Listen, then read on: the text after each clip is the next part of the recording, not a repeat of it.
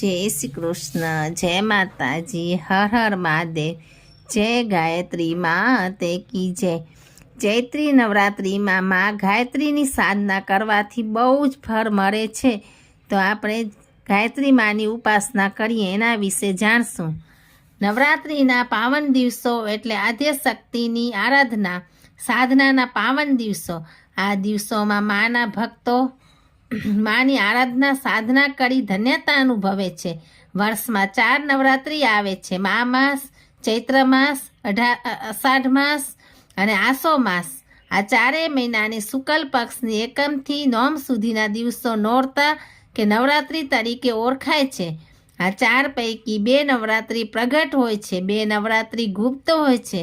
4 નવરાત્રિમાં આસો માસ અને ચૈત્ર માસના નોરતા અથવા નવરાત્રિના પ્રગટ અને પ્રસિદ્ધ છે. નવરાત્રિ દરમિયાન માતાના ભક્તો અનેક રીતે સાધના ઉપાસના કરે છે. શાસ્ત્રોમાં અનેકવિધ ઉપાસના બતાવેલી છે, પરંતુ આજે સૌ અબાલ, વૃદ્ધ અને ઉપાસક સાધકો માટે સરળ અને સુલભ ગાયત્રી મંત્ર અનુષ્ઠાન વિશે માતાજી ભગવતી દેવી અને વેદમૂર્તિ તપોનિષ્ઠ પંડિત શ્રી રામ શર્મા આચાર્યજીએ દ્વારા સંરક્ષિત ગાયત્રી સાધના આરાધના વિશે આચમન કરીએ. તો આપણે આજ ગાયત્રી સાધના કેવી રીતે કરવી એના વિશે જાણીએ. વેદ માતા ગાયત્રીની સાધના વિશે વેદ પુરાણોમાં અનેકવિધ માહિતી આપેલી છે. અત્યારે કલિયુગની અંદર ગાયત્રી સાધના સુલભ છે. ગાયત્રીને વેદ માતા પણ કહેવામાં આવે છે. 3 છંદની માત્રા, 24 અક્ષરના મહામંત્રમાં ટૂંકમાં બ્રહ્મા, વિષ્ણુ, મહેશ અને 24 શક્તિ ધારાની શક્તિ સમાયેલી છે. આ વખતે ચૈત્ર નવરાત્રિ 30 માર્ચથી પ્રારંભ થઈ તારીખ 6 એપ્રિલના પૂર્ણ થશે.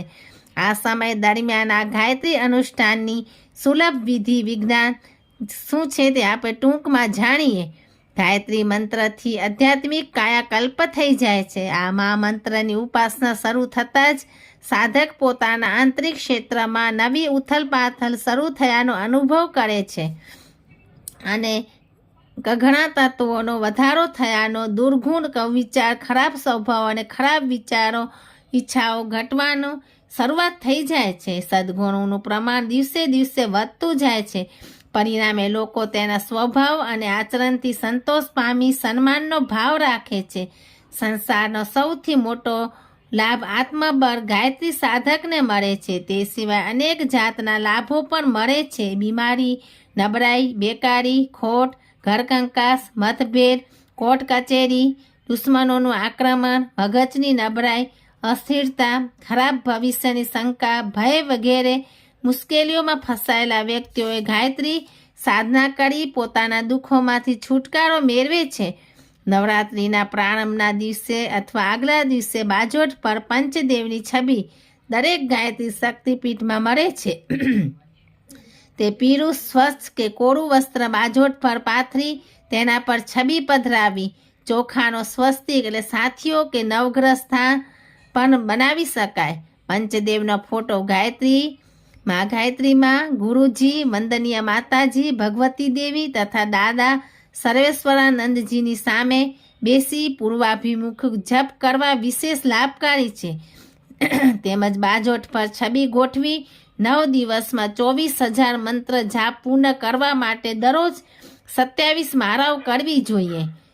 નિત્ય આહવાન, પવિત્રીકરણ, આચમન, શિખા બંધનમ, પ્રાણાયામ અને ન્યાસ પંચકર્મ કરી પછી જ માળાના જપ શરૂ કરવા.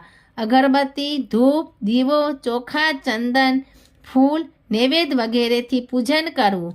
રોજની 27 માળાઓનો જપ વિધિવત જપવાથી 9 દિવસ 24,000નું ગાયત્રી અનુષ્ઠાન પૂર્ણ કર્યું ગણાય છે. અનુષ્ઠાન દરમિયાન બની શકે તો ઉપવાસ કરવો. 1 ટંક સાદું ભોજન મીઠા મરચાં વગરનું લેવું. અશક્ત વૃદ્ધો 2 ટાઈમ સાદું ભોજન લઈ શકે છે. બની શકે તો બહારનું કોઈ પણ ભોજન ન લેવું. માળા જપતી વખતે આંખો બંધ રાખવી અથવા છબીની સામે એકાગ્ર થવું, જેથી અન્ય વિચારોમાં ખોવાઈ ન જવાય.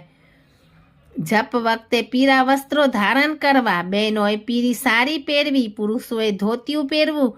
જપનો ક્રમ બની શકે તો સવારે બ્રહ્મ મુહૂર્તમાં 4 વાગ્યાથી શરૂ કરી 8 કે 9 વાગ્યા પૂરો કરવો વિશેષ લાભકારી ગણાય છે. અનુષ્ઠાન દરમિયાન પોતાના વસ્ત્રો, દાઢી વગેરે સ્વયં કરવા, બીજા પાસે કોઈ પણ જાતની સેવા ન કરાવવી, જમીન પર પથારી કરી સૂવું અથવા લાકડાની પાટ પર સૂવું, ઓછું બોલવું, બની શકે તો જપ દરમિયાન મૌન ધારણ કરવું, તામસી ખોરાક, ડુંગળી, લસણ ન લેવું, બ્રહ્મચર્ય પાળવું, મારા પૂરી થઈથી મારાનો મેરું ઓળંગવો નહીં, મારા ઉલટાવી નાખવી, મારાની ગણતરી માટે ઝીણા કાંકરા પાણીના લોટામાં નાખીને ગણતરી કરવી, કમર કાકડીથી પણ ગણતરી થઈ શકે છે, મારા તુલસીની કે ચંદનની લેવી, અંગૂઠાની બાજુની આંગળીથી તથા ટચલી આંગળીથી જાપ કરવા નહીં, મરમૂત્ર ત્યાગ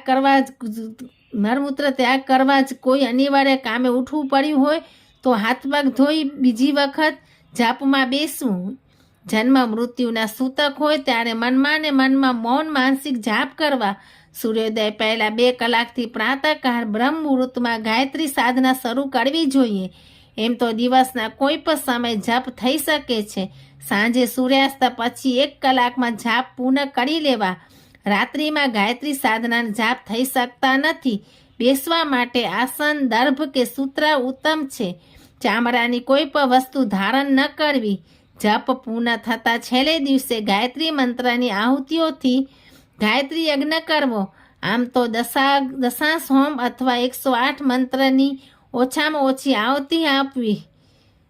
જય ગાયત્રીમાં વિજ્ઞાન કી જય. જય ગાયત્રીમાં, જય ગાયત્રીમાં, જય ગાયત્રીમાં. હર હર મહાદેવ. જય શ્રી રામ.